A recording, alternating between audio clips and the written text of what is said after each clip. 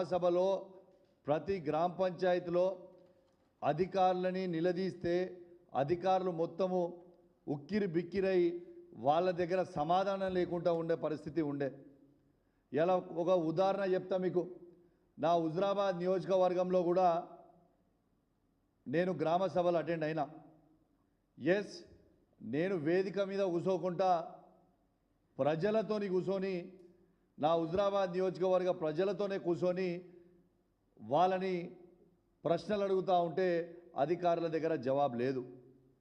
జవాబు లేక వాళ్ళు ఏం చేయాలో అర్థం కాని పరిస్థితిలో ఉన్నారు. ఇలా ఒక్కటే చెప్తా ఉన్నా, నా హుజరాబాద్ నియోజకవర్గంలో ఇంద్రమ్మ ఇండ్లు పేరు మీద ఇలా దాదాపు మీకు చూపిస్తా ఉన్నా. మండలం వైజు హుజరాబాద్ పట్టణంలో 1989 ఎలిజిబుల్ లిస్ట్ ఇచ్చిర్రు. జమ్మికుంట టౌన్లో 2507 ఎలిజిబుల్ లిస్ట్ ఇచ్చిర్రు. హుజరాబాద్లో రూరల్లో 5188కి ఎలిజిబుల్ లిస్ట్ ఇచ్చిర్రు. జమ్మికుంట రూరల్లో 3504 ఎలిజిబుల్ లిస్ట్ ఇచ్చిర్రు. వీణవంకలో 5217 ఎలిజిబుల్ లిస్ట్ ఇచ్చిర్రు. ఇల్లంతకుంట మండలంలో 3402 ఎలిజిబుల్ లిస్ట్ ఇచ్చిర్రు. కమలాపూర్ మండలంలో 8281 ఎలిజిబుల్ లిస్ట్ ఇచ్చిండు. మొత్తం కలిపితే 30,088 ఇండ్లు ఎలిజిబుల్ లిస్ట్ ఇచ్చిర్రు. దాంతోపాటు స్థలం లేకుండా ఎలిజిబుల్ ఉన్న వాళ్ళు 9,188 లిస్ట్ ఇవ్వడం జరిగింది. అంటే ఈ రెండు కలిపితే నా హుజరాబాద్ నియోజకవర్గంలో ప్రజలకి ఎలిజిబుల్ లిస్టు అవసరం ఉన్న ఇల్లు అవసరం ఉన్న పేదవాళ్ళందరూ దాదాపు సుమారు 40,000 మంది హుజరాబాద్ నియోజకవర్గంలో ఉన్నారని స్వయంగా రేవంత్ రెడ్డి గారు కాంగ్రెస్ ప్రభుత్వం ప్రకటించింది. మీకు తెలియజేస్తా ఉన్నాను. దాంట్లో వీళ్ళు ఇచ్చిన ఇల్లు శాచ్యురేషన్ మోడ్ అని చెప్పి వీళ్ళు ఇచ్చిన గ్రామ పంచాయతీలు మండలానికి ఒక గ్రామ పంచాయతీ అలా ఇచ్చిన అన్ని కలిపితే 830 ఇండ్లు మాత్రమే ఇచ్చిండ్రు. అది కూడా ఏంది 830 మాత్రం ఇచ్చిర్రు. నేను హుజరాబాద్ నియోజకవర్గంలో ఉన్న హుజరాబాద్ మండలంలో ఉన్న ధర్మరాజ్పల్లి గ్రామస్తులని మరియు వీణవంక మండలంలో శ్రీరాములపేట గ్రామస్తులని మన జమ్మికుంట మండలంలో ఉన్న గండ్రపల్లి గ్రామస్తులని ఇల్లంతకుంట మండలంలో ఉన్న భోగంపాడు గ్రామస్తులని కమలాపూర్ మండలంలో ఉన్న దేశరాజ్పల్లి గ్రామస్తులందరినీ కూడా జాగ్రత్తగా ఉండమని చెప్తా ఉన్నాను. ఎందుకంటే వీళ్ళు ఇల్లు ఇచ్చిర్రా లేదా అనేది నాకు అర్థం కాని పరిస్థితి ఉంది. ఎందుకంటే మీరు దయచేసి పుసపుసన ఇల్లు కడితే మీ బుడ్డ మునిగే ప్రమాదం ఉంటుంది, తస్మాత్ జాగ్రత్త అని చెప్తా ఉన్నాను. ఇలా వాళ్ళు వచ్చి ఏం చేస్తారు, ఈ పత్రం ఇచ్చిపోతారు ఉట్టిగా. ఈ పత్రంలా ఎవరి సంతకం ఉండదు, కేవలం నామమాత్ర పత్రం ఇచ్చిపోయి నీకు ఇల్లు శాంక్షన్ అయిపోయింది అంటున్నారు. మరి నోట్ ఫైల్ నంబర్ ఏది, ప్రొసీడింగ్ కాపీ ఏది, ఇవన్నిటికీ జవాబు చెప్పరా? అసలు ఎక్కడిచ్చిర్రు? మరి ఇవన్నీ ఎవరి సంతకం లేకుండా పత్రాలు ఇచ్చినప్పుడు మేము ఎట్లా నమ్మాలి ఇది ఎవరిచ్చినట్టు? మరి నా కలెక్టర్ సంతకం లేదు, నా ఆర్డీఓ గారి సంతకం లేదు, నా ఎంఆర్ఓ గారి సంతకం లేదు, నా హౌసింగ్ మంత్రి గారి సంతకం లేదు, నా ముఖ్యమంత్రి గారి సంతకం లేదు. మరి వీళ్ళందరి సంతకాలు లేకపోతే మళ్ళొక్కసారి చెప్తా ఉన్నాను, ఇలా హుజరాబాద్ నియోజకవర్గంలో పంచిన పత్రాలు ఇవి. ఒక పత్రం మీకు శాంపుల్గా చూపిస్తూ ఉన్నాను. దీని మీద ముఖ్యమంత్రి రేవంత్ రెడ్డి గారి సంతకం లేదు, దీని మీద ఉప ముఖ్యమంత్రి బట్టి విక్రమార్క గారి సంతకం లేదు, దీని మీద హౌసింగ్ మినిస్టర్ అయిన పొంగులేటి శ్రీనివాసరెడ్డి గారి సంతకం లేదు, జిల్లా కలెక్టర్ గారి సంతకం లేదు, ఆర్డీఓ గారి సంతకం లేదు, ఎంఆర్ఓ గారి సంతకం లేదు. మరి సంతకం లేకుండా ఈ పత్రాలు వంచితే ప్రజలు ఎట్లా నమ్మాలి? మరియు నేను ఒక్కటే అడుగుతా ఉన్నా, ఇలా ఉదాహరణ నా హుజరాబాద్ నియోజకవర్గంలో మీరు 40,000 ఇండ్లు సుమారు ఎలిజిబుల్ లిస్ట్ ఉంటే ఈ తెలంగాణ రాష్ట్ర వ్యాప్తంగా యావరేజ్ ఇదే 40,000 కింద వేసుకుంటే తెలంగాణ రాష్ట్రంలో 119 నియోజకవర్గాలలో దాదాపు 50 లక్షల మందికి ఇల్లు ఇవ్వాల్సిన అవసరం ఉంటుంది. మరి 50 లక్షల మందికి మీరు ఎప్పుడు ఇస్తారు? మీ మేనిఫెస్టోలో ఎక్కడ కూడా మీ మేనిఫెస్టోలో ఇవాళ మండలానికి ఒక్కటే ఊర్లో వంచుతామని మీరు చెప్పలేదే. నా నియోజకవర్గంలో 106 గ్రామ పంచాయతీలు 60 వార్డులు ఉంటే మీరు పంచింది ఎన్ని ఊర్లలో? 5 ఊర్లలో వంచిరు. అంటే ఇంకా 101 గ్రామ పంచాయతీలలో ఎప్పుడు వంచుతారు? 60 వార్డులలో ఎప్పుడు వంచుతారు?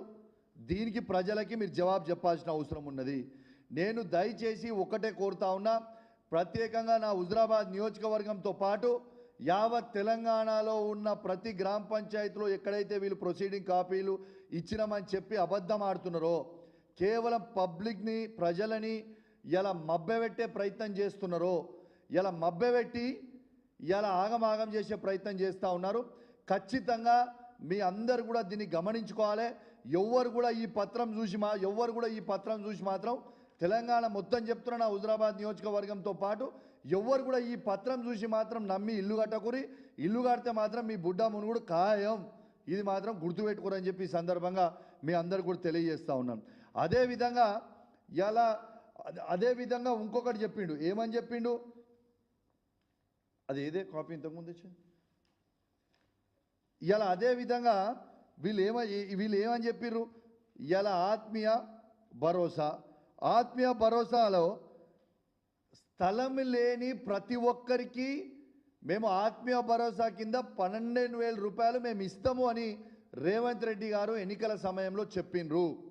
మరి నా హుజురాబాద్ నియోజకవర్గంలో అధికారికంగా 9,188 మందికి వీళ్ళకి స్థలము లేదు అని మీరే చెప్పినప్పుడు, మరియు వీళ్ళకి ఎందుకు మీరు ఆత్మీయ భరోసా మొత్తం ఇస్తలేరు?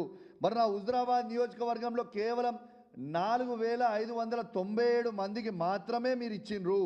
మరి తతిమ ఉన్నోళ్ళందరికీ కూడా మీరు ఎందుకు ఇయ్యలేదు? స్వయంగా స్థలము లేదు అని మీరే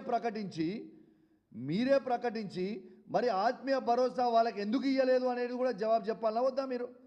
ఇది ఎంతవరకు కరెక్టు? మీరు దీనికి ఖచ్చితంగా జవాబు చెప్పాల్సిన అవసరం ఇవాళ ఈ రేవంత్ రెడ్డి గారికి, కాంగ్రెస్ ప్రభుత్వానికి ఖచ్చితంగా ఉంది. ఆత్మీయ భరోసా కూడా అందరికి ఇవ్వాలని నేను విజ్ఞప్తి చేస్తూ ఉన్నాను. దీంతో పాటు కొండందవి ఎలుకను పట్టినట్టు రేవంత్ రెడ్డి గారి ప్రభుత్వం వివరిస్తూ ఉంది.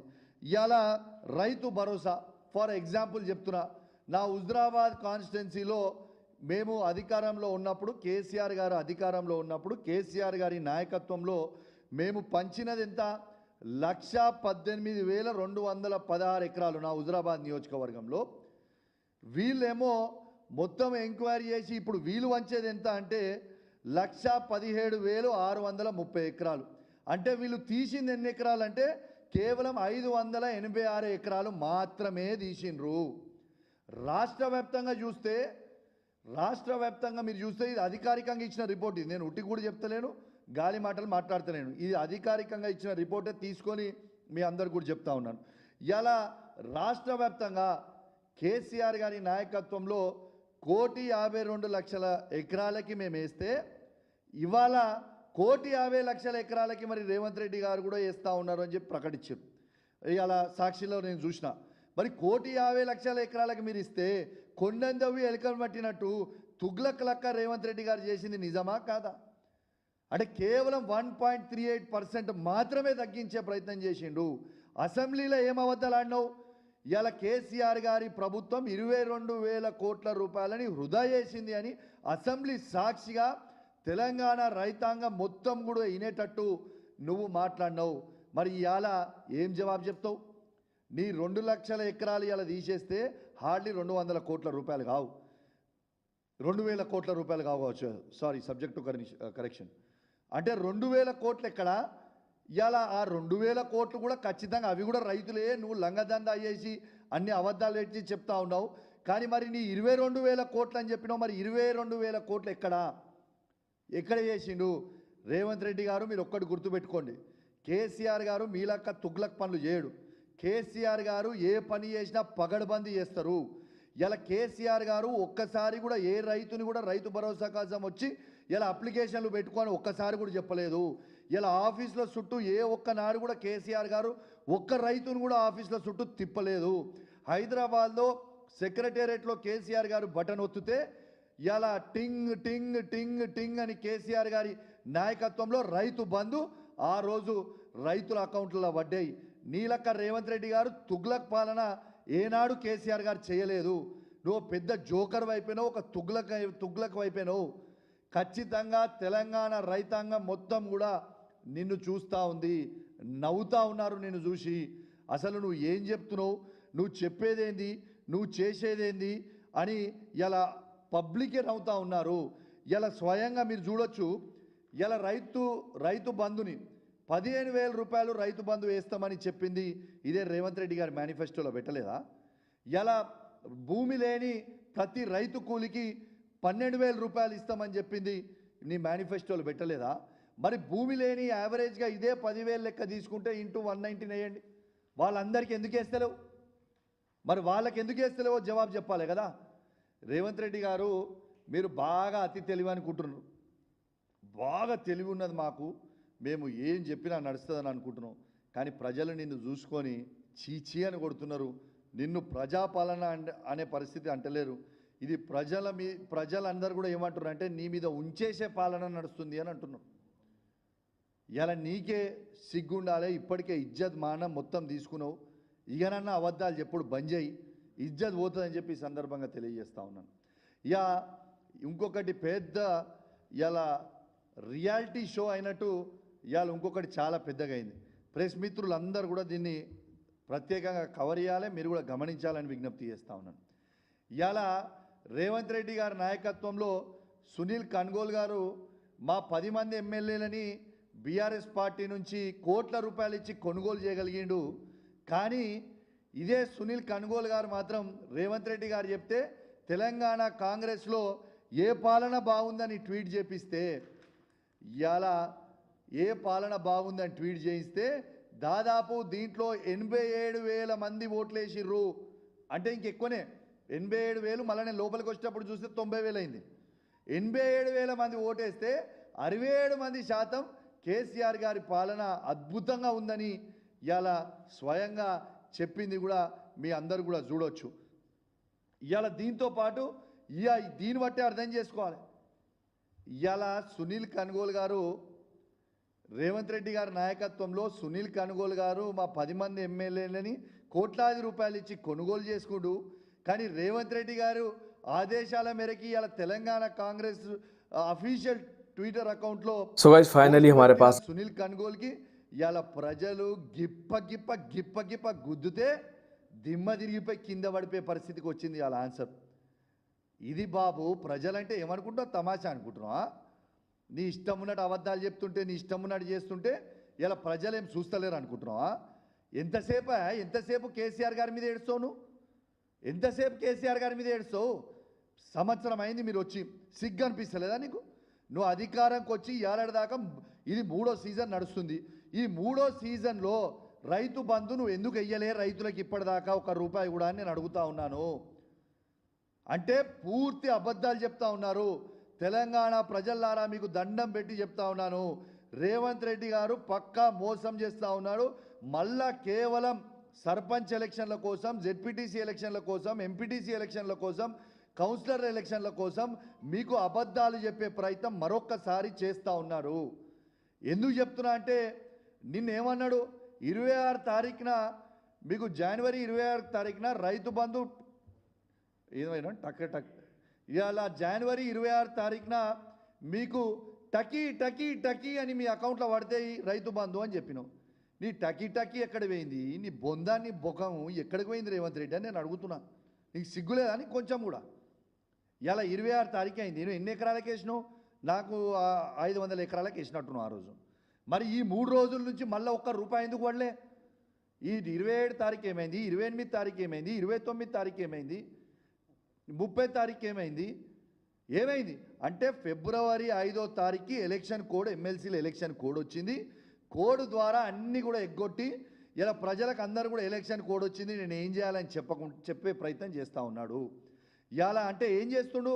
ఇవాళ ఈ 1 మంత్ ఎమ్మెల్సీ ఎలక్షన్ కోడ్, తర్వాత సర్పంచ్ ఎలక్షన్ కోడ్, తర్వాత ఎంపీటీసీ జెడ్పీటీసీ ఎలక్షన్ కోడ్, తర్వాత కౌన్సిలర్ల ఎలక్షన్ కోడ్. అంటే ఒక 6 నెలల పాటు ఇవాళ కేవలం ఎలక్షన్ కోడ్ మీద ఇవన్నీ కూడా జరిపే ప్రయత్నం చేస్తూ ఉన్నారు.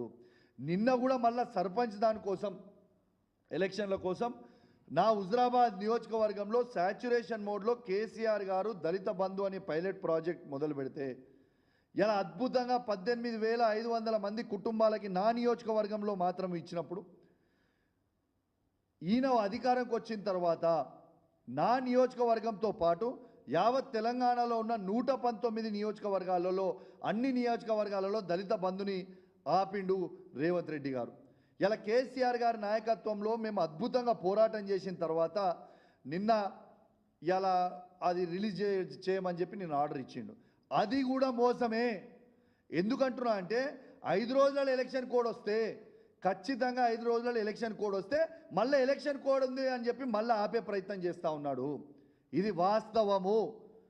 నేను ఒక్కటే చెప్తున్నా రేవంత్ రెడ్డి గారు, తెలంగాణ ప్రజలు చాలా చైతన్యవంతుల ప్రజలు. నువ్వు జాదా హుషారి నేను జానుకు కత్రా అవుతుంది నీకు. నేను ఇవాళ నువ్వు ఇంద్రమ్మ ఇండ్లు మొత్తము అందరికి ఇచ్చిన తర్వాతనే నువ్వు ప్రతి గ్రామంలో సర్పంచ్కి కానీ ఎంపీటీసీకి కానీ జెడ్పీటీసీకి కానీ కౌన్సిలర్కి కానీ నువ్వు ఓట్లు అడగాలి.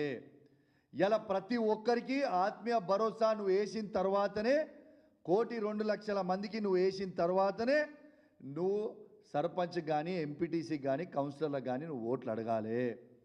ఇవాళ నువ్వు ప్రతి ఎకరానికి రైతు బంధు వేసిన తర్వాతనే ఇవాళ నువ్వు సర్పంచ్కి కానీ ఎంపీటీసీ కానీ జెడ్పీటీసీ కానీ కౌన్సిలర్ కానీ నువ్వు ఓటు అడగాలి. ఇలా నా నియోజకవర్గంతో పాటు యావత్ తెలంగాణలో ఉన్న దళిత బంధుని కేసీఆర్ గారు విడుదల చేసిన దళిత బంధుని వాళ్ళ అకౌంట్లో డబ్బులు వేసిన తర్వాతనే నువ్వు సర్పంచ్కి కానీ జెడ్పీటీసీ కానీ ఎంపీటీసీ కానీ కౌన్సిలర్ కానీ ఓట్లు అడగాలి. నువ్వు ఓట్లు అడిగి నువ్వు ఇవి అన్నీ ఇవ్వకుండా నువ్వు ఓట్లు వచ్చి అడిగితే ప్రజలు మాత్రం ఇంతకుముందు నిన్ను గిప్ప గుద్దినట్టు నీ అఫీషియల్ ట్విట్టర్ అకౌంట్లో పెడితేనే ప్రజలు నిన్ను గిప్ప గుద్దినట్టు మళ్ళీ అప్పుడు కూడా ఆ ఓట్ల గిప్ప గుద్దుదురు ఖాయం. తస్మా జాగ్రత్త అని హెచ్చరిస్తూ ఉన్నాను. దాంతోపాటు అదేవిధంగా మేము పెట్టలే, ఇది కూడా ఆర్టీవీ వాళ్ళు పెట్టిండ్రు. ఆర్టీవీ వాళ్ళు కూడా పెట్టిన దాంట్లో ఏమొచ్చిందో చూడండి. 80% మంది కేసీఆర్ గారి పాలన కోరుకుంటున్నారు, 20% మంది రేవంత్ రెడ్డి గారి పాలన కోరుకుంటున్నారు అని చెప్పారు. ఇకనన్నా సిగ్గుండాలా వద్దా రేవంత్ రెడ్డి గారికి? రేవంత్ రెడ్డి గారు దున్నపోతు మీద వర్షం పడితే కనీసం ఆ దున్నపోతు తోకన ఆడిస్తుంది. ఈ ప్రభుత్వం మీద వర్షం పడినా ఇలా కనీసం ఇంచు కూడా కదలకుంటున్నారు. ఆ దున్నపోతే ఈ రేవంత్ రెడ్డి గారి ప్రభుత్వం కంటే ఆ దున్నపోతే నయం ఉన్నదనిపిస్తుంది నాకైతే. ఎందుకంటే ప్రజలు అడుగుతూ ఉన్నారు, అన్నీ చెప్తా ఉన్నారు, వీళ్ళేమో ఏవి కూడా మాట్లాడకుండా వీళ్ళు ఇష్టం ఉన్నట్టు చేస్తూ ఉన్నారు. ఖచ్చితంగా చెప్తా ఉన్నాను, మీకు మాత్రం రాబోయే కాలంలో ప్రజలు మాత్రం కర్ర కాల్చి వాత పెట్టబోతూ ఉన్నారు. అరే నేను ఇంకోటి మర్చిపోయినా, ఇష్టం ఉన్నట్టయితే ఇలా మాట్లాడినా మళ్ళీ రేపు ఫ్రైడే మళ్ళీ ఏం కేసు పెట్టి రేపు మళ్ళీ జైలు నూకాలనుకుంటాడు నా మీద. రేవంత్ రెడ్డి గారు నువ్వు ఫ్రైడే మాస్టర్వి కదా, మళ్ళీ నేను మర్చిపోయాను. ఎందుకంటే ఇంతకుముందు చెప్పినా కదా, సునీల్ కన్గోల్ని గిప్ప గుద్దినాడు. ఈ ఫ్రస్ట్రేషన్ అంతా ఏం చేస్తాడంటే తెల్లారు రేసేవారికి కౌశిక్ రెడ్డి ఇట్లా మాట్లాడి కేసు పెట్టుర్రి. అబ్బో రేవంత్ రెడ్డి గారు మళ్ళీ రేపు ఫ్రైడే ఎదురు చూస్తున్నాం మళ్ళీ ఏ కేసు పెడతామని. కానీ ఒక్కటే గుర్తుపెట్టుకో రేవంత్ రెడ్డి గారు, నీ పెట్టే కేసులకి నీ పెట్టే ఈ పోలీసు వాళ్ళని అడ్డం పెట్టుకొని బెదిరిస్తా అనుకుంటే ఇక్కడ బెదిరేటోడు ఎవ్వరు లేరు. నిన్ను ఇంకెక్కువనే చేస్తాం తప్పితే ఎక్కడ కూడా తగ్గము. ఒకటి నువ్వు ఒక పెద్ద జోకర్ వైపోయినావు. మా తెలంగాణ రాష్ట్రానికి పట్టిన శని ఎవరంటే రేవంత్ రెడ్డి గారు, ఈ కాంగ్రెస్ ప్రభుత్వం అని చెప్పక తప్పదని చెప్పి ఈ సందర్భంగా తెలియజేస్తూ ఇలా సెలవు తీసుకుంటా ఉన్నాం. జై తెలంగాణ, జై కేసీఆర్.